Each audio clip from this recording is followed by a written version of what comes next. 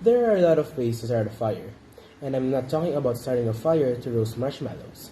I'm talking about fire that can roast you and your entire house. Let's point out the obvious. Leaving your phone or other appliances plugged in and unsupervised will lead to a fire. Most fires occur, and the cause will be plugged-in devices and appliances that explodes.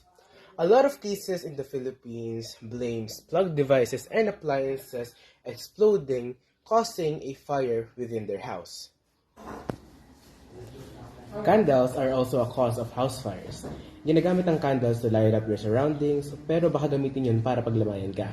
To prevent possible fire, blow out the candles if not used. And keep them away from children. Para sa mga isip bata, keep yourself from playing with the candles kung ayaw nyong masunog ang utak nyo. Using an iron can help cause a fire. Now, if you leave this iron in a flammable area, this will help cause fire. But you should put this in a non-flammable area like this one. Just because you put it in a non-flammable area, that doesn't mean you are safe from fire. You should take out the plug and organize it very well. Now, just because the plug is unplugged, the iron is safe. Well, no. Since you plug this beforehand, the surface of the iron is still hot, and if you put it in a flammable area, it will cause fire. Now, if you're dumb enough to catch yourself on fire, just do these 3 simple steps. Stop, pick up, and roll. Now, if there's any bodies of water nearby, I would highly suggest you jump into a lake, a river, or a stream to put out the fire immediately. Now, let's say there's no bodies of water.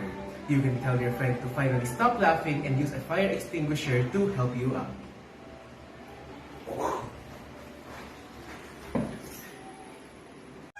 In this part of the video, I will show you how to use the fire extinguisher using the PASS method. Step 1 is that you have to make sure that you have the right type of fire extinguisher. The type A is for wood and paper. The type B is for flammable liquids such as gasoline and oil. Now the type C is for electrical fires, which are for faulty outlets and appliances. The type D is for flammable metals, which are for magnesium and titanium. Now the type K is for cooking fires such as fats, grease, and oils, which the type K is very handful for kitchens. Now, if you don't think that you can put the fire out safely, make sure to exit the building. Step 2. Make sure that you are within 6 to 8 feet away from the fire. Step 3 is the PASS method. P is for pull the pin. A is for aim at the target.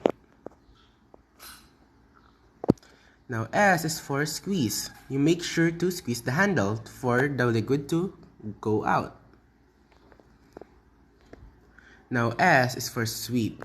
Make sure to sweep the fire extinguisher from left to right or back and forth. Now carefully observe the place of the fire and make sure it's out. If it's not, then repeat the same process and put out the fire. Recap. First, pull out the pin. Second, aim at the target. Third, squeeze the handle. And last is to sweep back and forth or left and right. There are a lot of ways to start a fire and prevent a fire.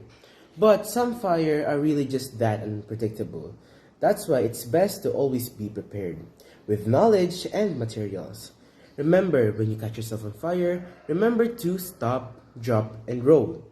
But if there are fire on like surfaces or your house, make sure you have the right type of fire extinguisher before using it. Now let's say you have the right type of fire extinguisher. Remember the PASS method to use it. P stands for pull the pin. A is for aim at the target. S is to squeeze the handle. And another S for sweep the fire extinguisher back and forth or left and right. With all that knowledge and information, make sure to share it with everyone, your friends, or your family. Don't just gatekeep it. With this type of information, you can save someone from fire. Credits to CQ, Fire, and Safety. Make sure to subscribe to them.